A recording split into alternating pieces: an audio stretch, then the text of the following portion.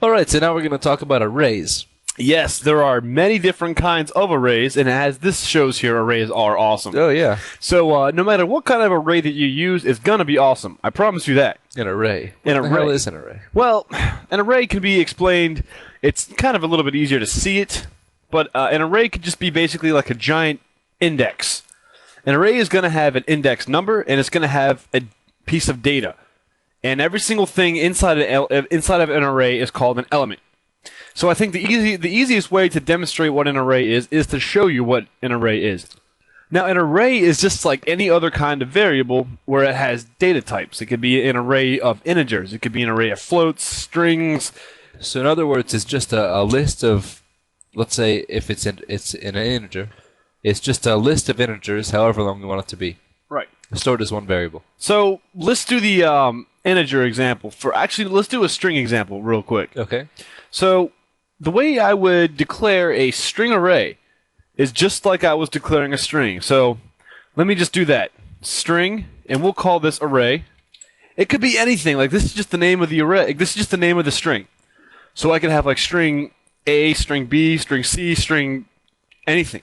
As long as there's no spaces or as long as it doesn't start with a number.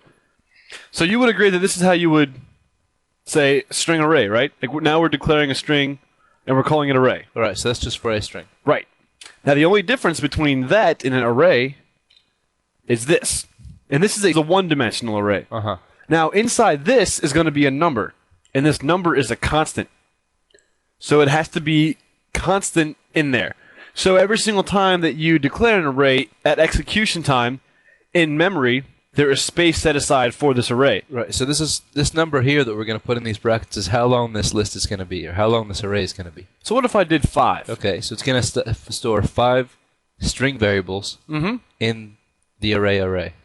Now, there's something that you also have to kind of get used to with arrays, and that is how it counts. The index number. The index number starts with 0, not 1.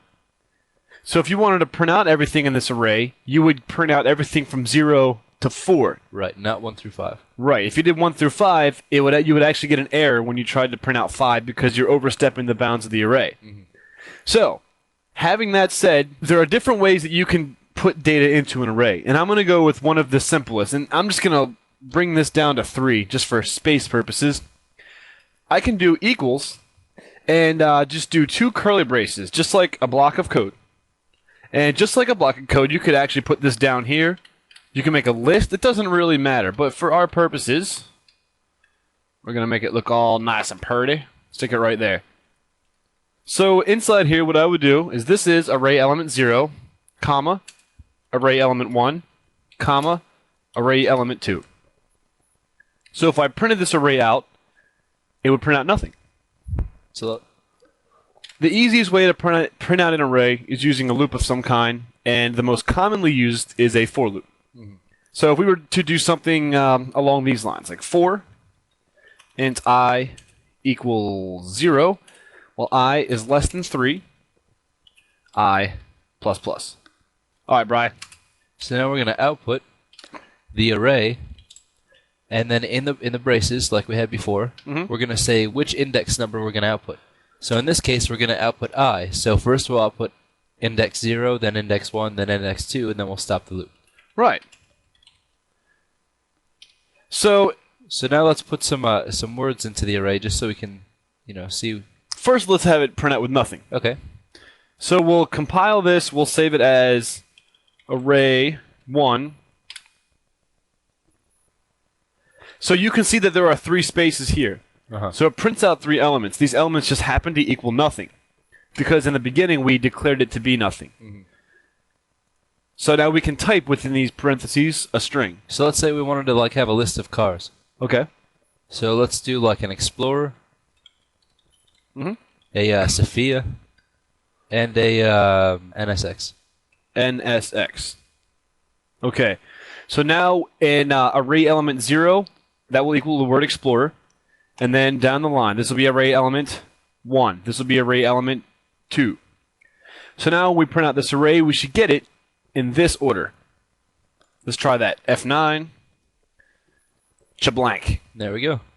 Pretty nice. Yeah. Arrays are actually incredibly useful.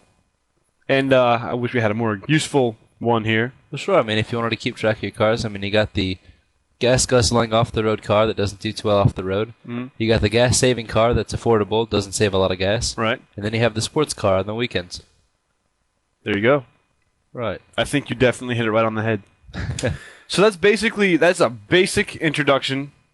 Now I want to do another example. And I'm going to erase all of this. And we're going to do an integer array. I'm going to give this a different name just so that you don't think that you have to call it array. We will just call this num. And this is going to be a one-dimensional array. And what I'm also going to do is I'm going to declare the size of the array. And it has to be a constant, and it also has to be an integer. And we will do 50. And right here, I'm sorry, I have to give it a name, don't I? We'll do all caps, MAX, and we'll make that equal 50. So that's the max array size. Right. So we'll do max.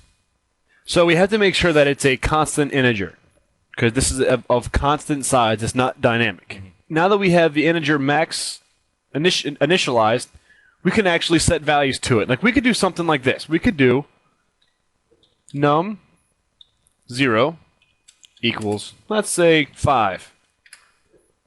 Or we could do num 1 equals 20. We could do that. That would take a while to do 50 of them. Right, so why don't we just do something a little bit more good? We're going to close this. And we're going to do our little friend. What are we going to do here? What if we did a mod? Okay. That way we can get like a semi-mix of numbers. So, I'm sorry, we'll do num I. So it's going to run through each element and assign it I mod 3. Mod 3. And then we'll do another for loop to print these out. So I'm going to copy this exact same loop here and put it right down here. The only thing different is I'm going to erase equals because we're not assigning it anything. We're just doing what? See it? I'll see how it looks. All right. Beautiful. All right. So we got 0, 1, 2, 0, 1, 2, 0, 1, 2. Yeah, we have a nice little pattern there. Yeah. Yeah, you like that? It's mod 3. It's mod 3. So these are basically all indexed. We could even take it one step further, and I promise this will be the end. We'll make the max 10. And then we'll also, when we output the number mod something, we will also output the index value. Right. So we'll do a output I. So here's how we'll do this. We'll do cout. We'll do not like the name of the array, open curly brace, and then a variable I, and then curly brace. Close curly brace, and then space equals. All right. All right. So now you'll see the index value as well as what it ends up being. Right.